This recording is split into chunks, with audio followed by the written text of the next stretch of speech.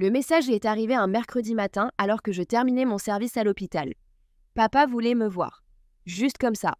Sans avertissement, sans contexte, juste une exigence après 3 ans de silence. Je fixais mon téléphone, les lumières fluorescentes de l'hôpital me semblant soudain trop vives. 3 années de distance délibérée ont pris fin avec un SMS de mon frère, Ethan. Papa veut qu'on passe tous les deux à la maison ce week-end. Il veut finaliser son testament et l'avenir du cabinet. Pas de « Comment ça va ?» ni de « J'espère que ça se passe bien aux infirmeries ». Juste un ordre familial de plus, délivré avec autant d'émotion qu'un bulletin météo. Mais à quoi m'attendais-je? Ethan avait toujours été le préféré de papa, l'enfant prodige qui ne pouvait rien faire de mal. J'étais la déception, celle qui remettait tout en question, qui contestait, qui avait fini par partir. « Ça va, Anna ?» Brenda, ma collègue, m'a touché l'épaule, l'air inquiet. « On dirait que tu as vu un fantôme. » « Mon père veut me voir, ai-je répondu, les mots sonnant étrangement dans ma bouche. Je dois rentrer chez moi. Chez moi, je n'avais plus considéré Whispering Pines comme mon foyer depuis la nuit où mon père avait piqué une rage folle à cause de mon changement de carrière, m'avait traité d'ingrate et m'avait dit que je trahissais ça, tout ce pourquoi il avait travaillé. La nuit où j'avais fait ma valise et où j'étais partie en jurant que je m'en sortirais toute seule. Et j'avais réussi.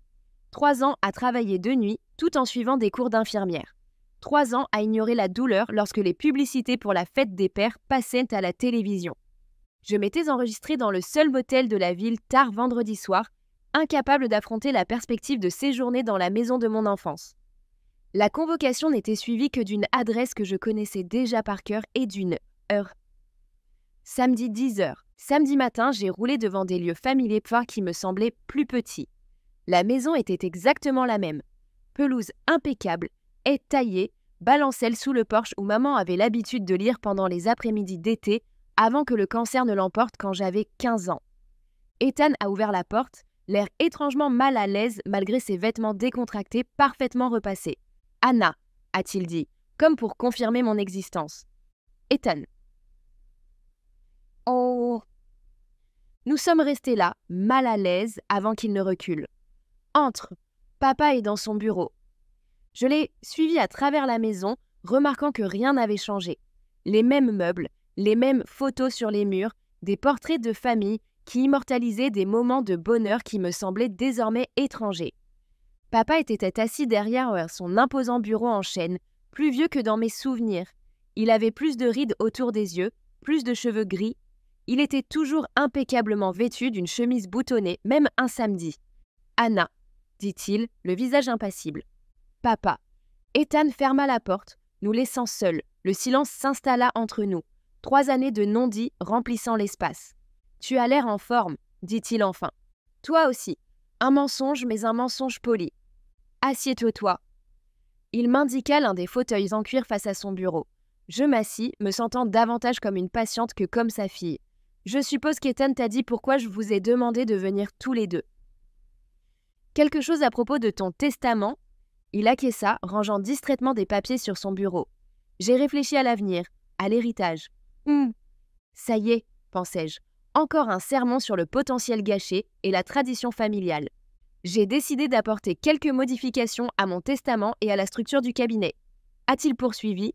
Ethan deviendra associé à part entière, avec la possibilité de prendre complètement la relève lorsque je prendrai ma retraite dans 5 ans. J'ai attendu la partie qui me concernait, me demandant pourquoi il m'avait convoqué pour m'annoncer cette nouvelle concernant Ethan. « Quant à toi, » a-t-il dit en me regardant enfin directement, « j'ai décidé que tu ne recevrais rien. » La franchise de ses propos n'aurait pas dû me surprendre, mais ce fut le cas. Rien? Rien, ni la maison, ni les actifs financiers, ni même les bijoux de ta mère. Puis-je te demander pourquoi? Tu as abandonné cette famille.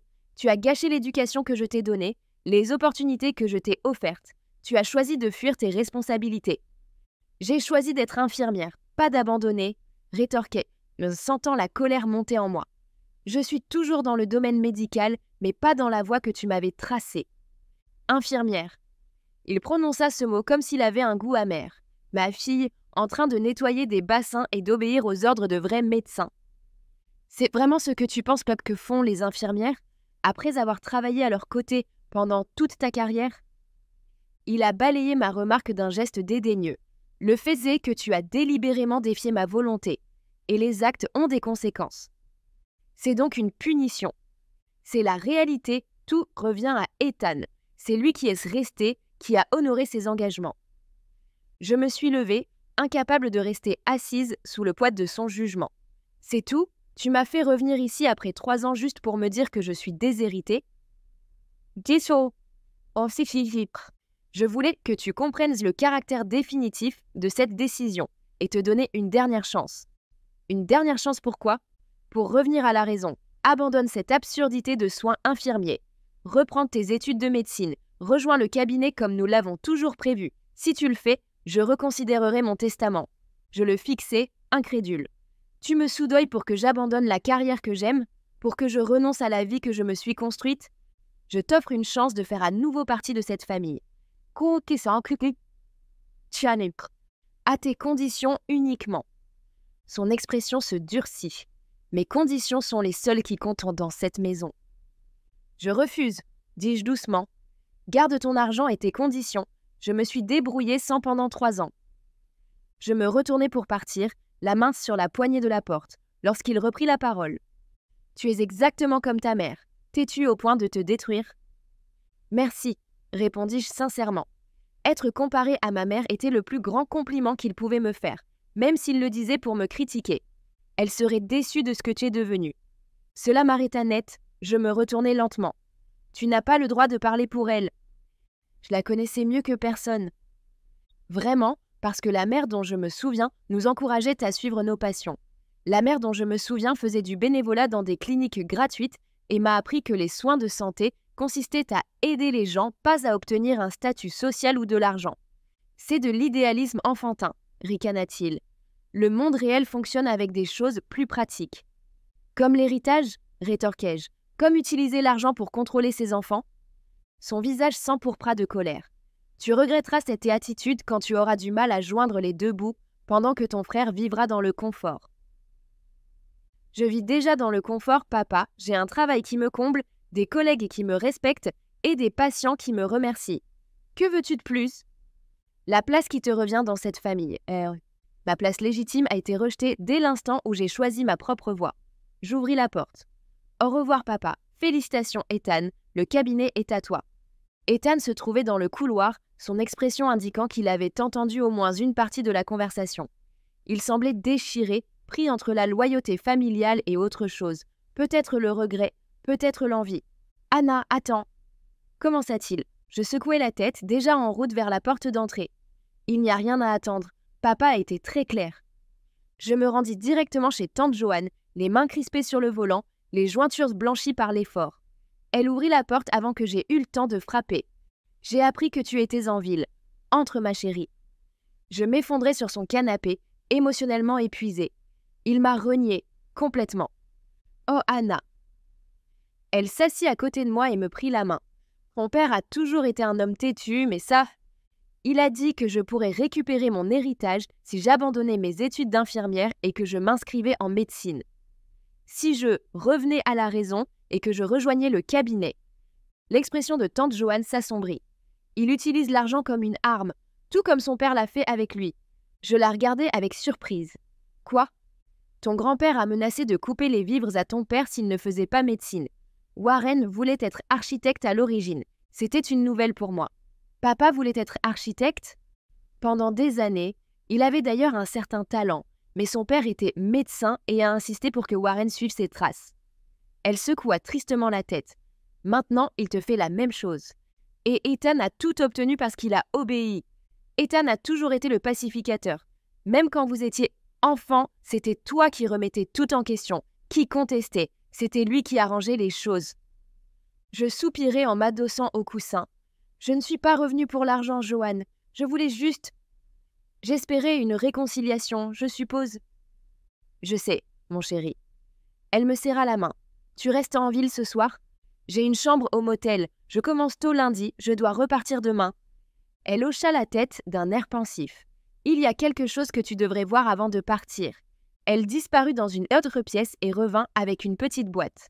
Ce sont des photos de ta mère avant qu'elle rencontre ton père. C'était ma meilleure amie depuis la maternelle.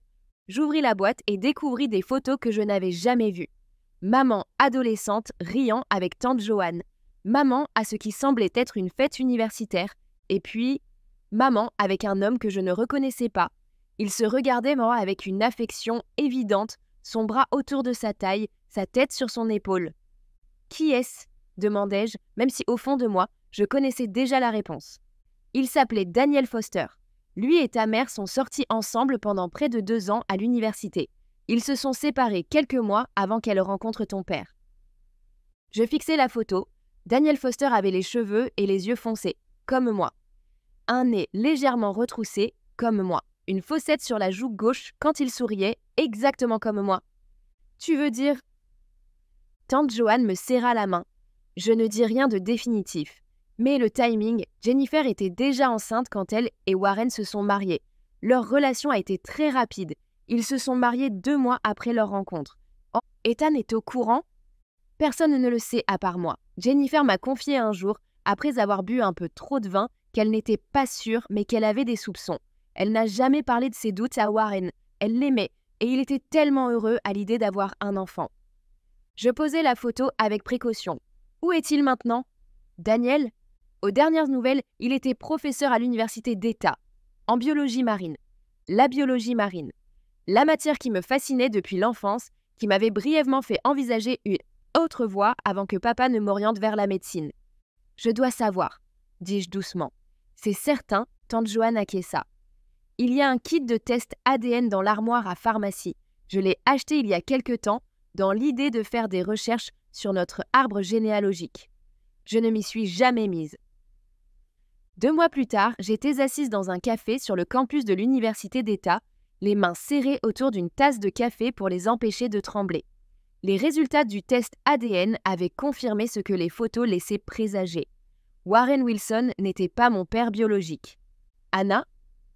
Je levai les yeux et le vis debout devant moi, plus âgé que sur les photos, bien sûr, avec des mèches grises dans ses cheveux bruns, mais avec les mêmes yeux que ceux que je voyais chaque jour dans le miroir. « Professeur Foster », dis-je en me levant maladroitement. « Daniel, je t'en prie. » Il hésita, puis me tendit la main. Je la serrai, remarquant qu'il avait les mêmes longs doigts que moi. « Merci de m'avoir reçu, » commençai-je. « Je sais que cela doit être inattendu. C'est le moins qu'on puisse dire. » Il sourit légèrement. « Quand j'ai reçu ton email, j'ai d'abord pensé à une arnaque. Mais ensuite, j'ai vu ta photo et… » Il secoua la tête, émerveillé. C'était comme revoir Jennifer. Tu te souviens bien d'elle ? C'était mon premier amour. Son expression s'adoucit au souvenir. Nous étions jeunes, nos chemins étaient différents. La rupture a été mutuelle mais douloureuse. Je ne savais pas qu'elle était enceinte quand nous nous sommes séparés. Je ne m'en suis jamais doutée. Elle a épousé Warren Wilson 2 mois après leur rencontre. Daniel acquiesça lentement. J'ai appris le mariage par des amis communs. J'ai déménagé peu après. Je me suis construit une nouvelle vie. Tu t'es marié ? Tu as d'autres enfants ? Je me suis mariée une fois. J'ai divorcé 5 ans plus tard. Je n'ai pas d'enfants. Il me regarda avec une curiosité non dissimulée. Parle-moi de toi. Dans ton email, tu dis que tu es infirmière ? Je viens d'obtenir mon diplôme. Je travaille aux urgences de l'hôpital central. Ça te plaît ? J'adore ça. C'est exactement ma vocation. Nous avons parlé pendant des heures, de mon enfance, de sa carrière, de notre passion commune pour la biologie marine, de ma mère, dont il se souvenait avec une affection évidente. « Il est au courant ?» demanda finalement Daniel en parlant de Warren. « Pas encore. Je suis encore en train de digérer la nouvelle. »« Tu vas lui dire ?» J'hésitais. Je ne sais pas. Il m'a clairement fait comprendre que je n'étais pas la fille qu'il voulait, avec ou sans ADN. L'expression de Daniel s'assombrit. « D'après ce que tu m'as dit, la façon dont il t'a traité n'avait rien à voir avec la biologie, mais tout à voir avec le contrôle. » Sa perspicacité me surprit. C'est très juste, en fait. Les parents qui utilisent que l'héritage comme une arme n'ont jamais vraiment fait de cadeau. Il secoua la tête. C'est à toi de décider si tu lui dis ou non, mais sache que j'aimerais faire partie de ta vie à l'avenir, si tu es ouverte à cette idée. J'aimerais aussi, répondis-je, surprise de constater que j'étais sincère. La lettre arriva à mon appartement 1 semaine plus tard. L'enveloppe était écrite de la main d'Ethan. « Anna, j'espère que tu vas bien. J'ai essayé de te joindre par téléphone, mais sans succès. Les choses ont été difficiles ici depuis ta visite. Papa est d'humeur exécrable, il s'en prend à tout le monde, même aux patients. Je ne suis pas d'accord avec ce qu'il fait. Je n'ai jamais voulu être la raison pour laquelle tu as été coupé de lui. On s'attendait à ce que je reprenne le cabinet, oui, mais pas tout le reste. Pas comme ça, il y a autre chose que tu dois savoir. Papa n'est pas en bonne santé, physiquement, je veux dire. Les résultats de certains examens sont inquiétants et il doit passer d'autres examens la semaine prochaine. Il ne sait pas que je te le dis. Quoi qu'il arrive avec le testament, j'espère que nous pourrons renouer nos liens fraternels. Ma sœur me manque. Ethan. J'ai immédiatement appelé Ethan. C'est grave? Ai-je demandé sans préambule. Peut-être une anomalie hépatique, une perte de poids inexpliquée. Il essaie de le cacher, mais en tant que médecin, je vois les résultats. Et il ne sait pas que tu me le dis. Il serait furieux, mais tu méritais de savoir. Ethan fit une pause. Il y a autre chose, Anna. Après ton départ, j'ai trouvé un vieux journal intime. Il date de l'époque où maman était enceinte de toi. Mon cœur s'est arrêté. Qu'est-ce qu'il disait? Il avait des soupçons, à ton sujet, à propos de ton père biologique. Le monde semblait basculer sous mes pieds. Il savait, il soupçonnait. Le moment du mariage, les différences physiques à mesure que tu grandissais. Il en a parlé dans son journal, mais apparemment, il n'en a jamais parlé à maman. Le journal disait autre chose, qu'il avait décidé que cela n'avait pas d'importance, qu'il t'élèverait comme sa propre fille, sans poser de questions. La voix d'Ethan s'adoucit. Anna, quels que soient ses défauts, je crois qu'il t'aimait, à sa manière. Sa manière consistait à me déshériter pour avoir choisi ma propre carrière. Je sais, et je ne le défends pas. Ethan soupira. Écoute, je pensais juste que tu devais savoir pour sa santé, et pour le journal. Ce que tu fais de cette information, c'est ton choix. La maison de papa semblait plus petite lorsque je me suis garée dans l'allée 2 jours plus tard. La voiture d'Ethan n'était pas là. Il voyait des patients à la clinique, d'après son SMS. Cette conversation devait avoir lieu entre papa et moi, en privé. La clé de secours fonctionnait toujours. Je suis entrée en entendant les notes de musique classique provenant du bureau de papa. Il a levé les yeux quand je suis apparue dans l'embrasure de la porte, sa surprise rapidement masquée par son expression sévère habituelle. « Anna, je ne m'attendais pas à te revoir si tôt. »« Ou jamais », ai-je rétorqué en entrant dans la pièce. « Qu'est-ce qui te ramène ici ?» Une affaire à régler. Je posais les résultats du test ADN sur son bureau. Je pense que ça pourrait t'intéresser. Son expression ne changea pas lorsqu'il jeta un coup d'œil au papier, mais sa main, qui se tendit pour les prendre, trahissait un léger tremblement. « Qu'est-ce que je regarde ?» demanda-t-il, même si je soupçonnais qu'il le savait déjà. Les résultats du test ADN, le mien et celui de Daniel Foster. Il leva brusquement les yeux vers moi. Daniel Foster, le petit ami de maman à l'université, l'homme que tu soupçonnais d'être mon père biologique. Un muscle se contracta dans sa mâchoire. Ethan t'a parlé du journal. Oh, George. Oui, et tante Joanne m'a montré des photos. La ressemblance est indéniable. Papa prit les résultats du test et les examina d'un œil expert. Probabilité de paternité de 99%, lut-il à voix haute. Tu t'en doutais depuis le début, dis-je doucement. Cela a-t-il influencé la façon dont tu m'as traité? Il posa les papiers avec précaution. Non. Non? Alors pourquoi cette préférence évidente pour Ethan? Pourquoi ces attentes rigides? Pourquoi m'avoir menacé de me renier lorsque j'ai choisi une autre voie? Ces choses n'avaient rien à voir avec l'ADN. Sa voix était tendue. Je vous ai traités tous les deux en fonction de vos besoins et de vos capacités individuelles. Tu as traité Ethan comme ton fils et moi comme une déception. Papa se leva brusquement et se dirigea vers la fenêtre. Il me tourna le dos et dit « Je ne t'ai jamais considéré comme une déception jusqu'à ce que tu abandonnes ton potentiel. » Mon potentiel ou ton projet, c'était la même chose. Non, ce n'était pas la même chose. Et maintenant, je comprends pourquoi. Je me suis approchée pour me tenir à côté de lui, près de la fenêtre. Je n'étais pas destinée à devenir médecin. C'était ton rêve, pas le mien. Tout comme ce n'était pas ton rêve à l'origine, mais celui de ton père. Il s'est tourné vers moi d'un air sévère. Qui t'a dit ça? Tante Joanne, elle m'a dit que tu voulais être architecte. Quelque chose a vacillé dans ses yeux, une vieille douleur rapidement réprimée. C'est du passé. Vraiment, ou est-ce la raison pour laquelle tu es si déterminée à contrôler ma vie? Parce que tu n'as jamais contrôlé la tienne. Tu ne comprends pas. Je comprends parfaitement. Ton père t'a manipulé avec de l'argent et son approbation exactement comme tu le fais avec moi. Ce n'est pas la même chose. C'est exactement pareil, et maintenant que tu sais que je ne suis même pas ton fils biologique, tu te sens en droit de me rayer complètement de ta vie. Ce n'est pas... Il s'interrompit, le visage soudainement pâle. Il tendit la main vers le bureau pour se stabiliser. Papa, l'inquiétude remplaça la colère lorsque je remarquai la fine couche de sueur sur son front. Je vais bien, dit-il machinalement, mais il respirait, avec difficulté. Tu n'es pas bien, assieds-toi. Je le guidai vers sa chaise, ma formation médicale prenant le dessus. Ethan m'a parlé des examens, de ta fonction hépatique, de ta perte de poids. Il n'avait pas le droit. La voix de papa était plus faible maintenant. Il était inquiet, en tant que fils et en tant que médecin. J'appuyai mes doigts sur son poignet pour prendre son pouls. « Quand as-tu pris ta dernière dose de médicaments ?» Il eut l'air surpris. « Comment as-tu… » Le flacon de pilule est sur ton bureau. Il n'est pas très bien caché. Je jetai un coup d'œil à l'étiquette de l'ordonnance. « Quand l'as-tu pris pour la dernière fois ?»« Ce matin. »« As-tu d'autres symptômes que les vertiges ?»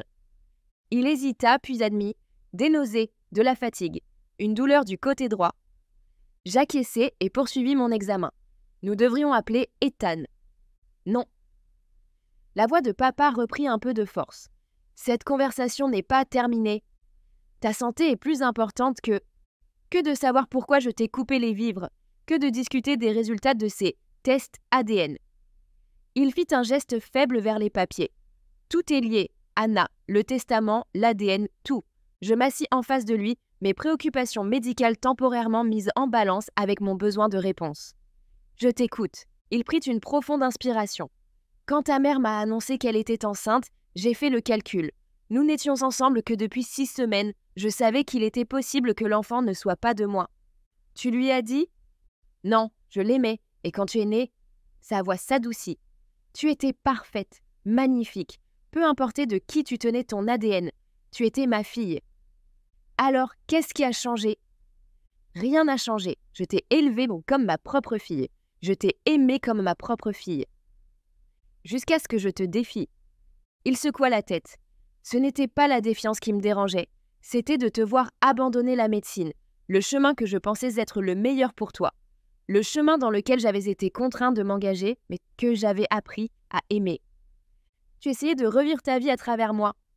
J'essayais de t'offrir des opportunités. À ta façon, tout comme ton père l'a fait avec toi. Je me penchais vers lui. La différence, c'est que j'ai refusé d'être contrôlée. J'ai fait mon propre choix. Et regarde où ça t'a mené, dit-il amèrement. Tu travailles par roulement, tu vis dans un appartement, tandis que ton frère va hériter de tout. Je suis heureuse, papa, vraiment heureuse. Mon travail est important. J'aide des gens tous les jours. En tant qu'infirmière. Oui, infirmière. Une profession que tu ne respectes manifestement pas, malgré le fait que tu aies travaillé aux côtés d'infirmières toute ta carrière. Il détourna le regard. Ce n'était pas une question de respect. Alors pourquoi ? Parce que de mon point de vue, cela ressemble à une punition pour ne pas être la fille que tu voulais, pour ne pas avoir ton ADN et ne pas suivre ton plan. Ce n'était pas une question d'ADN. La véhémence de sa voix nous surprit tous les deux. Ça n'a jamais été ça. Alors pourquoi m'avoir complètement coupé de ta vie ? Pourquoi m'avoir dit que je ne faisais plus partie de cette famille ? Il ferma brièvement les yeux, semblant vieillir devant moi. Parce que te voir partir, c'était comme perdre ta mère une deuxième fois. La comparaison me surprit. Qu'est-ce que maman a à voir là-dedans ? Jennifer était une battante, têtue, déterminée à suivre son propre chemin. Un soupçon de sourire effleura ses lèvres. Quand elle est tombée malade, elle s'est battue aussi. Elle a refusé de laisser le cancer définir sa vie. Je m'en souviens. Et puis un jour, elle était juste partie, malgré tout ce que nous avons essayé, tout ce que la médecine pouvait offrir. Sa voix se brisa légèrement. Quand tu as annoncé que tu quittais la fac de médecine, j'ai eu l'impression que tu tournais le dos à tout ce en quoi je croyais, à tout ce qui aurait pu la sauver. Je compris. Tu t'es reproché de ne pas avoir pu sauver maman, et quand j'ai choisi d'être infirmière plutôt que médecin, j'ai ressenti cela comme un rejet de moi, de tout ce sur quoi j'avais construit ma vie. Il regarda les résultats du test ADN sur son bureau. Trouver la preuve que tu n'es pas biologiquement mon fils ne fait que confirmer ce que j'ai toujours redouté, que je n'ai pas le droit de diriger ta vie, que je n'ai aucun droit sur toi. Ce n'est pas vrai, ce n'est pas la biologie qui fait un père. Ah non, tu es assis là avec les résultats d'un test ADN qui prouverait que Daniel Foster est ton père. Il a contribué à ton ADN. C'est toi qui m'as élevé, ça compte. Je fis une pause. Où ça aurait compté si tu n'avais pas tout gâché en essayant de me contrôler avec ton argent et tes manipulations émotionnelles. Il tressaillit comme si je l'avais frappé. J'ai mal géré la situation. C'est un euphémisme. J'avais peur, admit-il doucement. Peur de te perdre comme j'ai perdu ta mère. Peur que tu découvres la vérité sur tes origines et que tu me rejettes. Alors tu m'as fait du mal en premier, tu m'as coupé de ta vie, tu as tout donné à Ethan. Je pensais pouvoir te forcer à revenir, que face à la déshéritance, tu changerais d'avis. Tu t'es trompé, manifestement. Il me regarda d'un œil nouveau, comme s'il me voyait vraiment pour la première fois. Tu aimes vraiment être infirmière, n'est-ce pas? De tout mon cœur, c'est ma vocation, tout comme la médecine et la tienne. Il acquiesça lentement. Ta mère serait fière de toi. Elle disait toujours que la compassion était la qualité la plus importante dans le domaine de la santé. Elle avait raison. Nous restâmes assis en silence pendant un moment, le poids des mots non dits pesant entre nous. « Je suis en train de mourir », dit-il finalement. « Cancer du foie, stade 4. » Même si Ethan avait fait allusion à de graves problèmes de santé, cette annonce me frappa comme un coup physique. Combien de temps? 6 mois, peut-être moins. Y a-t-il un traitement? Des options? Limité, j'ai consulté des spécialistes. Le pronostic reste le même. J'ai assimilé cette information, mon mode infirmière et mon mode fille, se livrant d'une bataille en moi. Ethan connaît-il le diagnostic complet? Oui, il s'occupe de mes soins. Un autre silence s'installa, plus lourd cette fois. J'ai été idiot, dit enfin papa. J'ai gâché le temps qu'il me restait à cause de ma fierté et de mon besoin de contrôle. Il n'est pas trop tard pour changer ça. Il me regarda vraiment. Non, il n'est pas trop tard. Il prit un stylo et du papier. Je dois modifier mon testament. Papa, je ne suis pas venu ici pour ton argent.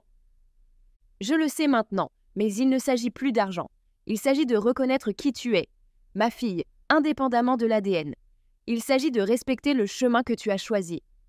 Il commença à écrire. Ethan et toi partagerez tout à parts égales. La maison, les actifs financiers, il aura le cabinet puisque c'est son domaine, mais tu recevras une valeur équivalente dans d'autres investissements. Tu n'es pas obligé de faire ça. Si je le dois. Il continua à écrire. La collection de bijoux de ta mère te revient entièrement. C'est ce qu'elle aurait voulu. Je le regardais écrire, cet homme qui avait façonné mon enfance, qui m'avait aimé et m'avait déçu tout autant. Tu l'as rencontré, Daniel Foster? Non, je le connaissais, j'avais vu des photos de lui avec ta mère dans l'album de fin d'année de l'université. J'ai reconnu ses traits en toi quand tu as grandi, mais nous ne nous sommes jamais rencontrés. Aimeriez-vous le rencontrer? Il leva les yeux, surpris. Pourquoi le voudrais-je? Parce qu'il fait partie de la vérité, il fait partie de l'histoire de notre famille. Papa réfléchit. Peut-être, si nous avons le temps. J'ai appris à le connaître un peu, avouai-je. C'est un homme bien, il est professeur de biologie marine. Ça explique ton obsession pour les créatures marines quand tu étais enfant. Un petit sourire adoucit son visage. J'ai toujours pensé que ça venait de nulle part. Apparemment pas, j'hésitais. Il aimerait te rencontrer aussi, pour te remercier de m'avoir élevé. Papa posa son stylo, visiblement ému. Je ne mérite pas tes remerciements. Pas après ce que j'ai fait. Tu as commis des erreurs, de graves erreurs. Mais tu m'as aussi donné une enfance heureuse, une éducation, des opportunités, une famille. Une famille que j'ai failli détruire par orgueil. Failli, pas complètement. Il tendit la main vers moi, hésitant. Peux-tu me pardonner, Anna? Je regardais sa main, forte mais vulnérable, à l'image de l'homme lui-même. J'y travaille, ça ne se fera pas du jour au lendemain. Il ne me reste plus beaucoup de jours. Ah, alors nous ferions mieux de ne pas les gaspiller. Je pris sa main. Je te pardonne, papa, mais le pardon n'efface pas les conséquences. Nous devons reconstruire ce qui a été brisé. Je suis prêt à essayer. Sa voix se brisa sous le coup de l'émotion. J'ai tellement eu tort, Anna. J'étais tellement aveuglée par mes propres peurs et mes attentes que j'ai failli te perdre complètement. Mais tu ne m'as pas perdue, je suis là. Mon père serra ma main, puis la lâcha pour attraper son téléphone. J'appelle mon avocat aujourd'hui. Le Nouveau Testament prendra effet immédiatement. Ce n'est pas nécessaire tout de suite. Si c'est nécessaire, je ne sais pas combien de temps il me reste, mais je ne passerai pas un jour de plus avec ce document vindicatif. Il commença à composer le numéro. Et après ça, j'appelle Ethan. Nous dînerons ensemble ce soir, tous les trois. Un dîner en famille qui aurait dû avoir lieu depuis longtemps. 6 mois plus tard, j'étais assis à côté du lit d'hôpital de papa, en train d'ajuster son oxygène. Le cancer avait progressé plus vite que prévu, le laissant fragile mais lucide. Nous avions profité au maximum du temps qui nous restait. Dîners en famille, longues conversations, vieilles blessures qui cicatrisaient peu à peu. « Daniel vient aujourd'hui ?» demanda papa d'une voix faible mais intéressée. « Cet après-midi, il apporte les revues de biologie marine que tu m'as demandées. » Papa acquiesça. Le développement le plus surprenant de ces derniers mois avait été son amitié grandissante avec Daniel Foster. Après une première rencontre un peu gênante, les deux hommes avaient découvert des intérêts communs et un respect mutuel qui transcendait leurs liens inhabituels. Bien, j'apprécie son point de vue sur les méthodes de recherche. La porte s'ouvrit et Ethan entra avec du café. « Bonjour papa. Anna, du changement ?» La tension artérielle est plus basse, le taux d'oxygène est stable. J'acceptai le café avec gratitude. Papa avait tenu parole. Le Nouveau Testament répartissait tout à parts égales entre Ethan et moi. Mais plus important encore, il s'était efforcé de reconstruire notre famille. Il organisait des dîners hebdomadaires, s'intéressait sincèrement à ma carrière d'infirmière et venait même me rendre visite à l'hôpital pour me voir dans mon élément. « J'ai réfléchi, dit soudain papa. À propos de la maison, Ethan et moi échangeâmes un regard. C'était un sujet difficile car aucun de nous deux n'avait l'intention d'y vivre après le départ de papa. « Qu'est-ce qu'elle a ?» demanda Ethan avec prudence. « Je veux que vous la vendiez et que vous utilisiez l'argent pour créer un fonds de bourse d'études. »« Une bourse d'études ?» demandai-je. « La bourse Wilson Foster pour les soins de santé, » précisa papa. « Pour les étudiants qui se destinent à la médecine ou aux soins infirmiers. » Ma gorge se serra d'émotion. Le nom Wilson Foster, une reconnaissance des deux pères qui avaient façonné ma vie. « C'est une idée merveilleuse, » dit Ethan, visiblement ému lui aussi. « J'aurais dû comprendre depuis longtemps que les soins de santé prennent de nombreuses formes, » poursuivit papa. « Les médecins et les infirmières travaillent ensemble. Ils ont des approches différentes, mais le même objectif, aider les gens. » J'ajustais ses oreillers, ma formation professionnelle se mêlant à mon affection filiale. « Tu as encore le temps de te rattraper. »« Pas beaucoup, » répondit-il, mais sans amertume. Ethan vérifia le dossier de papa, ses yeux de médecin scrutant les chiffres. « La bourse est parfaite, papa. Un héritage qui honore les deux branches de notre famille. Et qui reconnaît les deux voies dans le domaine de la santé, » ajoutai-je. Maman aurait adoré ça. Papa sourit faiblement. Elle a toujours vu les choses plus clairement que moi. Il tourna son regard vers la fenêtre où les feuilles d'automne dansaient dans la lumière de l'après-midi. Quand Daniel viendra, demande-lui d'apporter ses photos de la recherche sur les récifs coralliens. Je veux voir ce que tu aurais pu devenir si la biologie avait pris le dessus sur la médecine. Je suis devenue exactement ce que je devais être, dis-je en lui serrant la main. Oui, acquiesça papa, me surprenant par la certitude dans sa voix. Tu l'as fait, Anna, et je suis fière de toi pour cela, pour avoir eu le courage de trouver ta propre voie. Venant de l'homme qui m'avait autrefois déshérité pour ce choix, ces mots avaient plus de poids que n'importe quel héritage. Au final, ce qui comptait, ce n'était pas l'argent ou les biens qui seraient transmis, mais la guérison qui avait eu lieu, la reconnaissance que la famille transcende la biologie, que le pardon est possible et que parfois, trouver son héritage signifie découvrir qui on est vraiment.